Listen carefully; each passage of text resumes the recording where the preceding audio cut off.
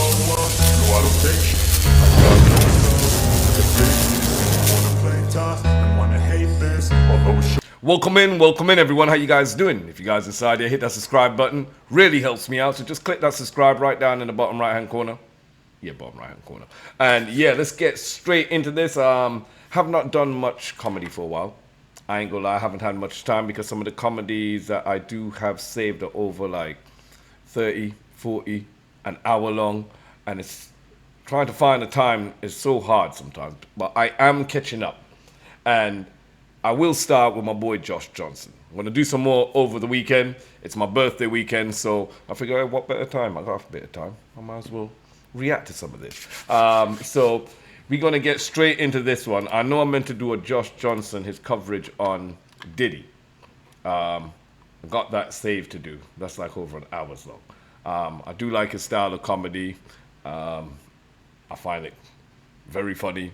Where he tells stories, break things down, come back to it. You think he's gone off and then he comes straight back to the topic and you're just like, yeah. But no, let's get straight into this. We got Josh Johnson, the almighty payout. LA Archdiocese settles for $818 million. Damn. No, I ain't heard about this. What did they do? What church is it? LA Archdiocese? Is that the Catholic? Sounds like Catholic. Let's go. You know him. You came here to see him. Y'all go crazy. Josh Johnson is here, everybody.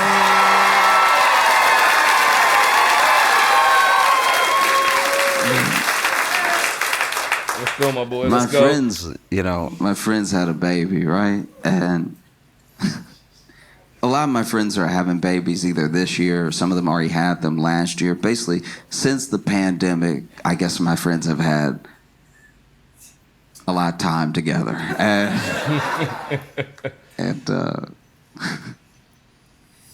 Okay. Basically, I met one of my friend's babies, and I could tell that I was the baby's, like, first black person. Like, I could tell. It was just so apparent. It was like... And babies, kids are the most brutal, honest beings you'll find. Whether it's a baby, a 5-year-old. You want the truth?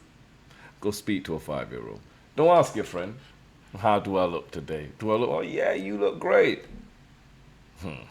Go speak to a 5-year-old. Ooh, you look gross. Yeah. You want raw honesty? That's kids for you. You gotta love them.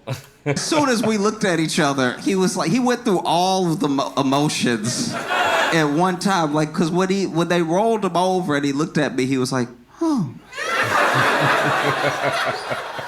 Oh. Who are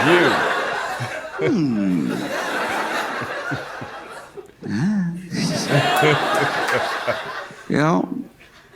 And it was an odd feeling. I didn't even bring it up. I could just tell. You know what I mean? Like, I could feel. And look, I'm not even saying it's the baby's fault. The baby got a white family. Hadn't got around to exploring the world yet, you know? I was the baby's first black person, and it made me think about, I don't know if I fully remember the real first time, but I kind of remember what I at least think was me meeting my first white person. It's very important that the day before this happened, I was at like a family picnic, right? I was at this family picnic and extended family had come. So I'm seeing cousins I don't normally see, and like all of the older people are there and everything. And so some of the kids are playing, some of them running around, right? There was one kid that was running around, knocking a bunch of stuff over, one of my older cousins, right? And he had to be like maybe 8 or 9 or something, but he's running around, and his parents were telling him, hey, slow down or stop or be still real quick. We're about to eat, all that stuff. And then he's still running around, knocking drinks over every once in a while. And finally, my great aunt, his grandma, as he was passing, she did that grandma move where she just snatched him real quick, right? Like, even his parents could. Yeah, don't mess with grandma. Don't mess with grandma. Yeah, don't let her pull off that slipper off her foot too. There ain't nobody stepping in to help you when grandma holds you. Not even your own parents. They look at you like, yo, boy, you on your own with that one.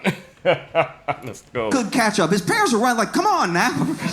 She was like, pow. Like, it was incredible. She snatched the little arm and stopped him right there. And then she looked at him and he looked at her. And then she said through her teeth, so you know she meant it, right? She was like, if you don't be still, I'm going to slap the black off you. That's grandma. Yep. Don't play around with grandma. So the next day,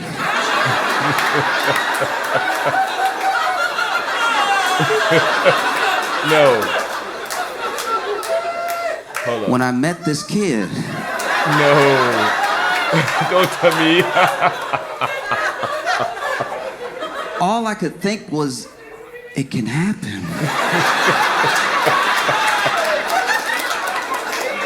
You thought he got the black slapped off of him. That's why he was white. Ooh, I gotta be extra nice to him. Something clearly going on at home.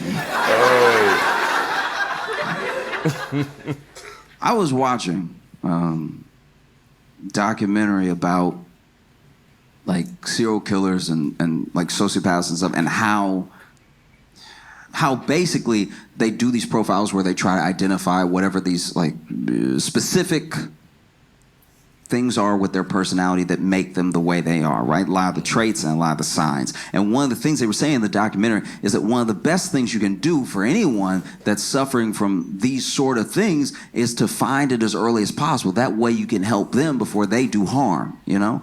But then they also said that it's difficult to identify some of these traits when people are kids, because a lot of the list of what like psychopaths and sociopaths do as kids is a list of things that kids already do. Not the full list, but like a considerable amount of it. Who came up with that study? And They one of the sound things like in the the problem. list is long-term bedwetting, right? Like bedwetting at like 13, 14, whatever, right? And it triggered a memory for me. Because when I was little, I had to be like 12 or something. I got invited to a sleepover, which was a big deal for me. I'm an only child, you know. Getting invited to a sleepover as a kid is like going out to the club as an adult. You know what I mean? It's the same energy. It's like me and my boys ride tonight. Yo, facts. Facts. And so we got over there and we're having a great time. We're watching movies, we're playing games, we're like in the yard playing football and stuff. But it wasn't until it was time to go to bed that I... All right, let's say these were the days. You know, had sleepover on the weekend, the boys came over, chilled, played games, go outside into the backyard, did whatever. You know what I'm saying? Every parent gave their consent. You knew the rules. Nobody was rude. You know, it was not now.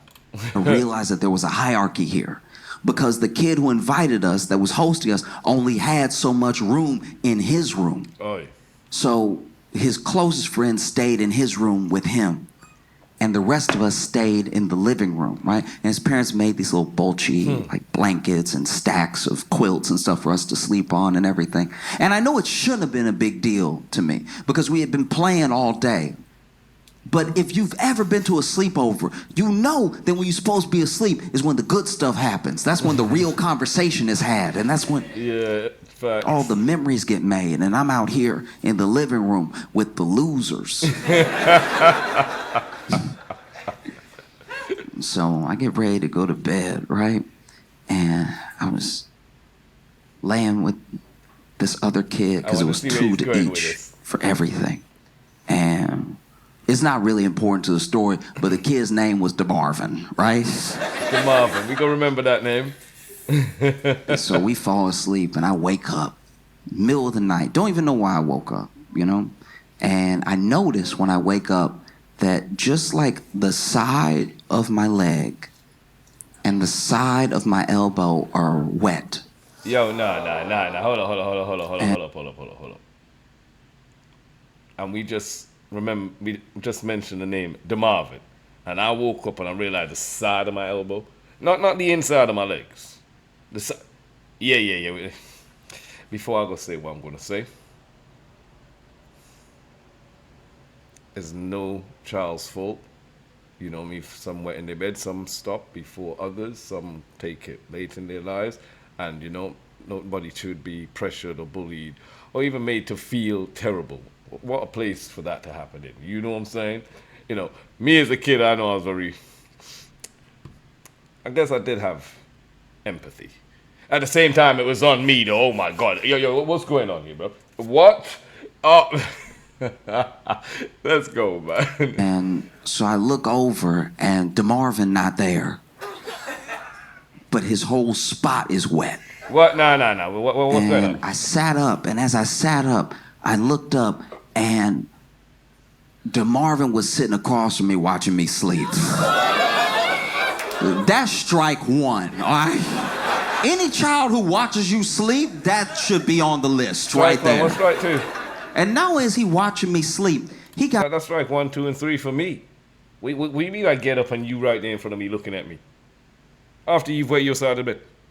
And now it's wet me, apparently. That's strike 1, 2, and 3. But let's see what the other 2, 3. Got his legs crossed. That's strike 2. How you gonna sit there and cross your legs and watch somebody sleep like a villain? He's watching me sleep, has his legs crossed, and when I sit up, you ever so scared you assume you're not awake? It was so freaky to just see him there already staring at me. I was like, I'm tripping, I need to go back to bed. Nah, fine. This kid looks at me, legs crossed, and goes, Joshua? That's strike 3. Full name?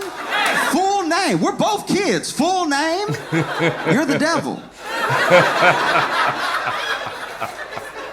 This kid looks at me and goes, Joshua, I've wet the bed. Obviously. You wet me too now. Now what you gonna do about it? I mean, nah. I'm feeling sorry for DeMarvin for wetting the bed, you know, maybe he feels ashamed. He's but you sitting up in front of me, legs crossed, calling me out by my government, like, and then stating the obvious. Some furniture moving around here. Yep, okay, we're moving some furniture around here. Just saying.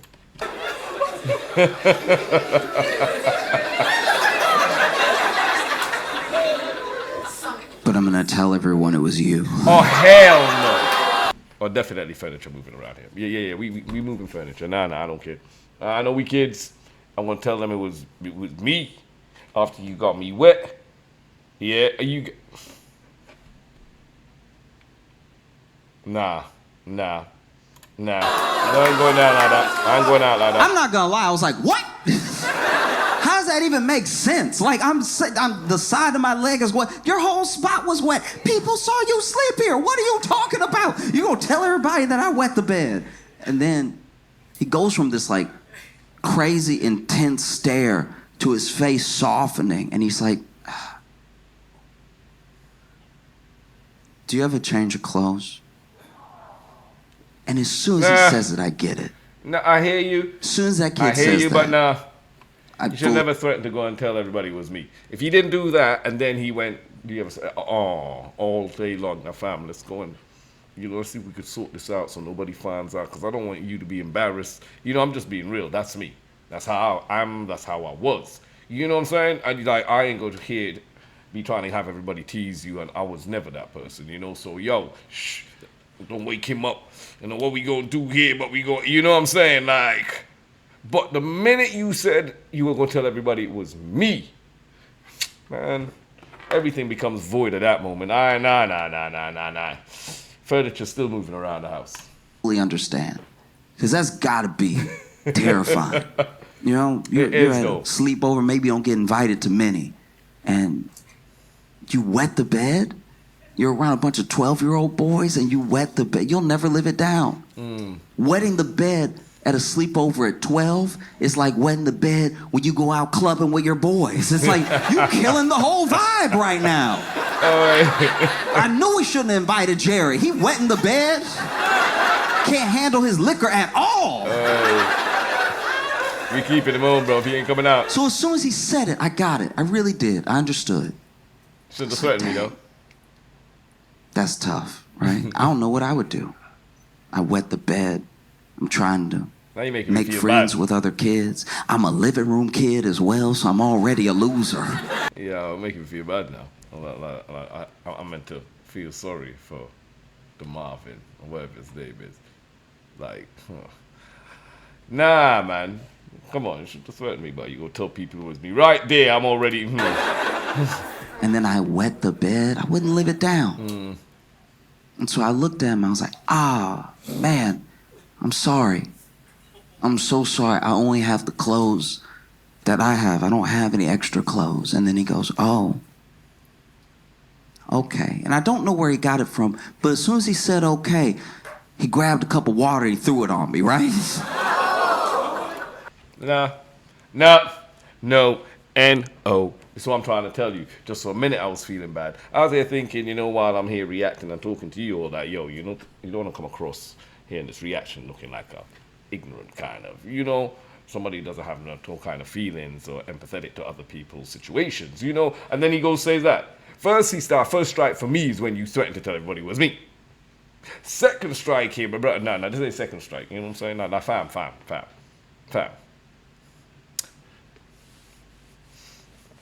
Yeah. Man, hell no. You premeditated this, man. You already had... Nah. No. And as soon as he threw the water on my crotch, I was like, ow, what's wrong with you? And the first kid woke up and DeMarvin was like, Josh wet the bed. And this is my thing. It would have been so much simpler to wake up in the middle of the night, realize that you wet the bed, go to the kitchen, which I'm assuming he went to, grab a mug, which I'm assuming he did, fill it with water, which he must have had, and then just poured it on me while I was sleeping. That would have been so much easier. I wouldn't have known. I would have woken up and been like, damn, y'all, I'm sorry. I thought I was done with this. I'm killing the vibe right now. It's so much more insane to wake up, realize you wet the bed, sit across from me, wait for me to wake up. Oh, hell no. Staring at me the whole time, crossing your legs, saying my full name, telling me your plan, and then throwing water on me. Nah, fam. Don't work like that. I don't know where DeMarvin is now. I'm assuming that he's alive and well. But I do know for a fact that someone somewhere is dead.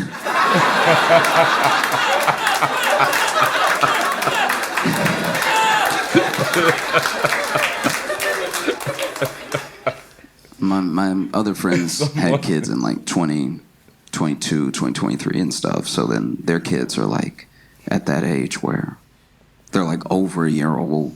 They're basically at that age where you keep still saying like months.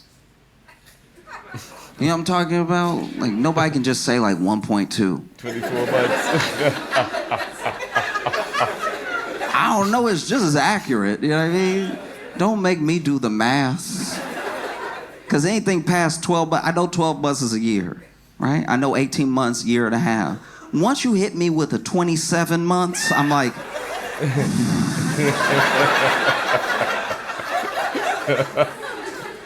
For real though.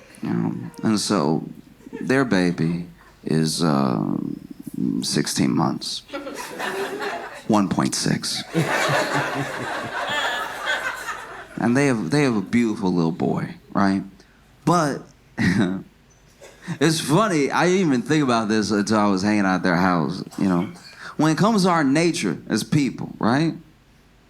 We have the id, we have the ego, we have the superego, right? The id is like your lowest form. It's the impulsive part of your brain that is repulsed by pain. It's excited by pleasure, seeks it at all costs, right? The superego is your judgment. It's sort of your higher self in a way. It's how you weigh and balance some of your actions. A lot of religions attribute it to like the God in us trying to tell us what's right and wrong morally.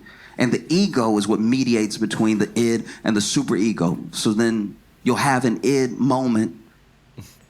Superego will judge it. Ego will process it, right? Id is like I would very much like to sleep with this person. Super ego is like, don't do that. That's your friend's wife.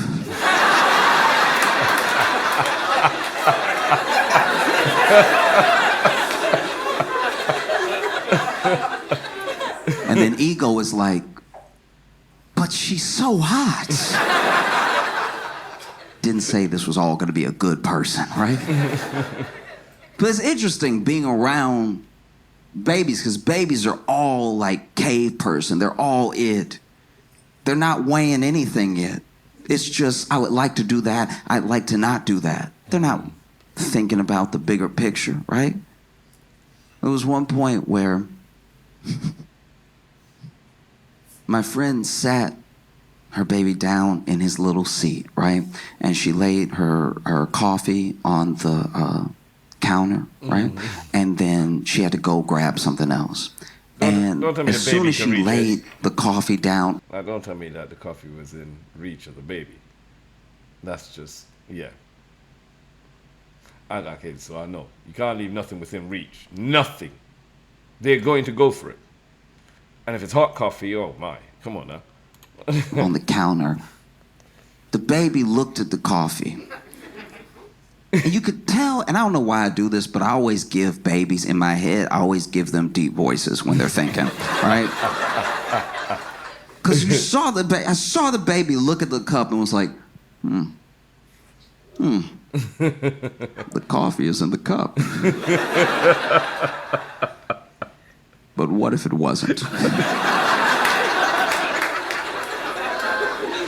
Hey, typical baby, you know.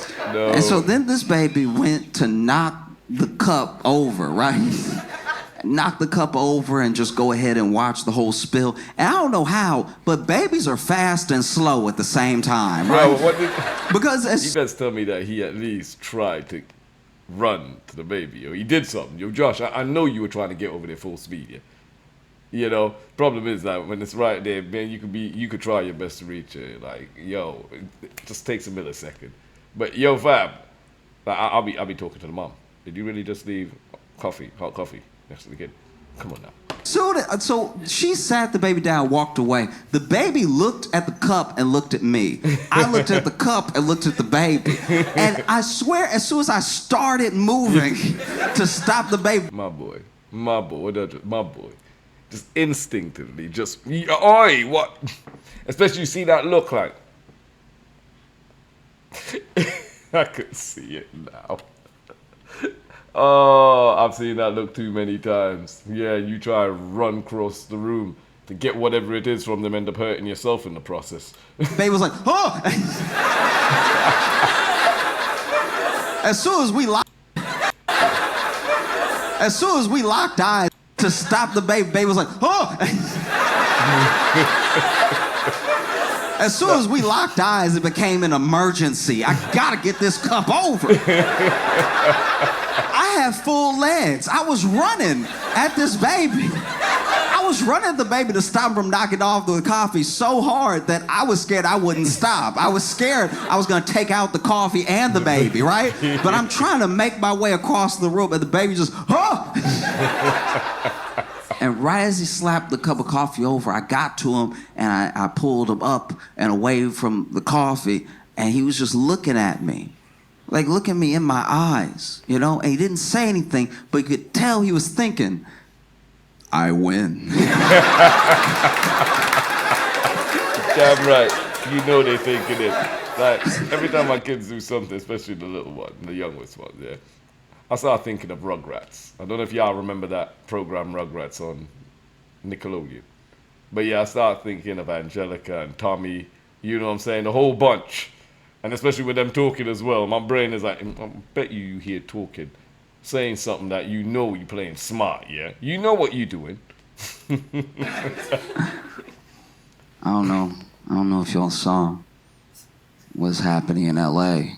All right. But the Archdiocese in LA just settled for $750 million with the lawsuits of everyone who had claimed abuse while they were patrons of the church.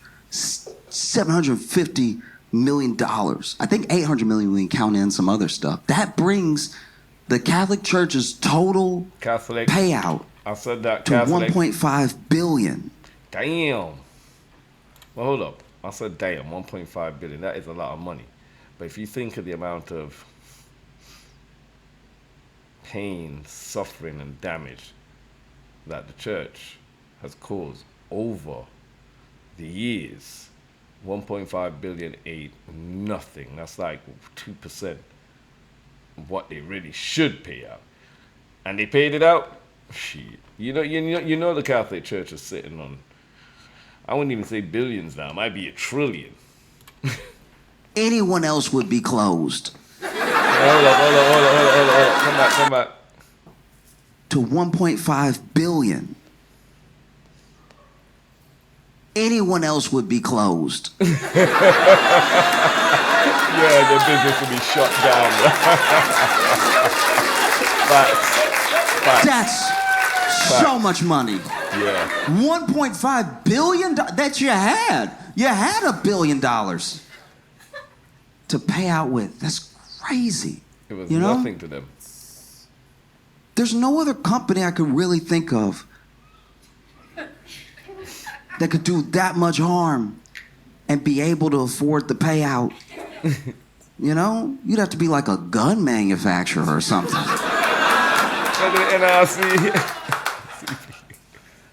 It's so jarring, you know? I think that's what really bothers me about it. It's like there's the payout. And anytime someone has to pay, even if it hurts a little to pay, if they have the money, it feels like less justice. When he says the gun manufacturers, is he talking about, what is it, the NRCA? Y'all hit me down in the comments. What's the big gun manufacturing company in the States that has so much power in Congress and making decisions with politicians? I keep forgetting. Y'all hit me in the comments. I'll definitely read, check, and see. Let's go. Because they had it, you know? You gotta make them pay a number that they genuinely don't know. That thing on the field. That I don't know if we can do. Yep. You got it. That's exactly how much I want. Yep. Facts. You know? Facts. $1.5 billion worth of damage that you also admit you did. You know? This isn't like hush money. This is a settlement where everybody knows what happened and everybody knows how you handled it. You know? That's so jarring. And it makes you, how can that not affect your faith? You know what I mean? You went to this place. This is supposed to be the safest place in the world. This is supposed to be the place where you like lay down every burden, not pick up extra. Well, facts though. Do you know what I mean? He's talking the truth. I don't even know where you go from here. It's beyond PR. You can't be like, but we also donate a lot to. You can't. I don't know if I want you around anybody right now. You know, that's my thing. I don't even just care about the money. I'm glad that they had to pay, and I'm glad that, you know, survivors are getting something for all those years of trauma, all those years of therapy, all those years of like trying to navigate the world, and people looking at you like it must be you. If you're dealing with something all day, it does not escape your mind, and you can't even hold down a job because the way that people are around you affects everything that you do. I'm glad that they have something in return from that, you know, because you can't undo what's been done, right? But like who's in jail? Is anybody in jail? We always forget that jail would be better. Do you know what I mean? I'm sure that that's what they want, but it takes so long to get justice. Half of the monsters are like dead, and then the other half are like still alive. But then there's like statute of limitations, which I don't know. I don't fully understand statute of limitations because I understand that it's constitutional to have a fair and speedy trial, right? But we don't seem to do that either. You know what I mean? Like if Young Thug's trial can last 75 years. I swear to God, he was saying this, and I was thinking about the YSL trial in my head. You know what I'm saying? He's taking a piss about 75 years. They take 75 years, but it's been one of the longest trials in America. Like, the state don't have nothing. They're pulling at straws right now. You know what I'm saying? Like, free Young Thug, man. What the hell? And then I think I just heard that Lil Durk just got arrested too. Yo, they're going after everybody right now. That's all. Why can't you be like you too? Get over here. I know it was a long time ago. Doesn't change the fact that you did it. You know? That's what's so painful about it too. You know? Because then it affects you whether you know it or not. Whether you're, you know, like Christian, Catholic, whatever. You try to tell somebody about Jesus and they're like, oh, I've heard. Do you know what I mean? It's a burden that we all carry. It's a weight that like is inescapable. And it happened to, in a way it happened to all of us. Obviously not in direct enough of a way that I'm like claiming some victimhood or anything, but it also, you yourself might trust this person that you find out is a monster, which then makes you question everything this person said to you. Damn Maybe right. they didn't do anything to you, but they did something so horrific to someone else that you're like, how can that person that did those things be right about what happens when you die? Facts. I know the two seem like they don't have anything to do with each other, but they are so directly related because this person is basically telling you the keys to a good life, the keys to being a good person, and the keys to salvation. And then you realize that they were dangling those keys over someone else to keep their silence, right? That's too heavy, you know? That's facts though, man. I don't even know. Yo, special place down there waiting for them. Oh God, there's a special place. They talk about heaven and hell. Yeah, you guys definitely talking about where you know you're gonna be ending up because yeah, some BS, man. Where you would go from here, because nothing that is said by anyone in the church seems to fill the void that the church has created, both between people and themselves and between the people who had harm done to them and the way to redemption is just so far. You know? And the people writing now, the people who write for the church, the people who are the spokespeople, the people that we see, they don't have it like that really. Like they're like when they say their words, it doesn't hit like the Bible hit. There's no thous that can bridge the gap that's been created, right? There's no yees that make me feel better. No yees. You know? Because I don't know. What is the truth taught by a liar? Do you know what I mean? Oi. Even if you really believe, you believe it from the bottom of your heart. This guy, this Weinstein is going to be the guy who spreads the word? That Facts. seems short-sighted. Seriously. And then how they handled it, too, because they handled it like the mob would handle Put it. it under the rug, man. You know? Hush it. They didn't look at those people, those patrons, those souls that they have a responsibility to, that they took up the responsibility to. No, I personally don't know anyone who was made to go to seminary. Priest or whatever. Everybody there is a volunteer. Sorry, I don't mean to be talking over, but when stuff like this happens, don't they just pick up the priest or the bishop or whoever's in whatever and ship them off to another place, a different country? Might take them into some little rehab where they have their sins forgiven and then shipped off to another country. I swear that's what happens if I'm remembering correctly. You know what I'm saying? Like, it's atrocious. You know? And so you'd find out. Sometimes it was the priests themselves telling their superior, I got a problem, right? And the superior was like, we'll get you out of town.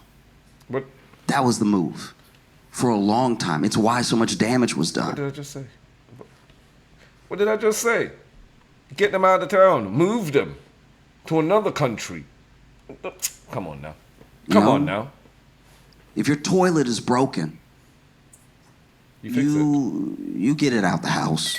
Yeah. You don't move it to another family's house to ruin their life. It's broken, you fix it. Do you see what I mean? Pick it up, get a new one in. You know what I mean? And it's just, I don't know. I know I kind of like land on this thing a lot. And so maybe I'm doing the point a disservice, you know? Because a part of me hopes against hope that I don't care how it happens. I want everything that those priests were teaching to be real, right? I want it to be the truth. So that way we all know in our hearts that there's a hell. Yep. What did I say? There's a special place for them, you know. My boy, yep. I love this guy, you know. Come on, bro. Yes, sir. And I know that's like way more fire and brimstone. That's not like the uplifting message or anything. No, we don't need I that. don't know. No. I just feel like... Me too. I agree with you. It would be nice. It'd be nice to, you know, finally get justice. 20 years too late, the person's passed away, and then you're like, nah, God got him. Facts. Facts. God got him. No, Josh Johnson, man. Seriously. I'm gonna be reacting to more. I'm gonna do the P. Diddy one next. I think it's an hour long, so I'm gonna have to put aside an hour for that. Need to do it today, tomorrow. But please, check me over on Patreon. Free to subscribe. Also, hit the description. Check out my comedy playlist. You go through and see other reactions I've given to other comedians. Also, Josh Johnson. I've got a few I've done for him already. And thank you for tuning in. Thank you for staying through the reaction. I really appreciate you. Subscribe to the channel. Like and share the content. Comment below, because that helps the vid to get out there into the algorithm, which doesn't like me, but we're still going to make it. And I'll see you guys on the next one. Take care, be safe, stay blessed.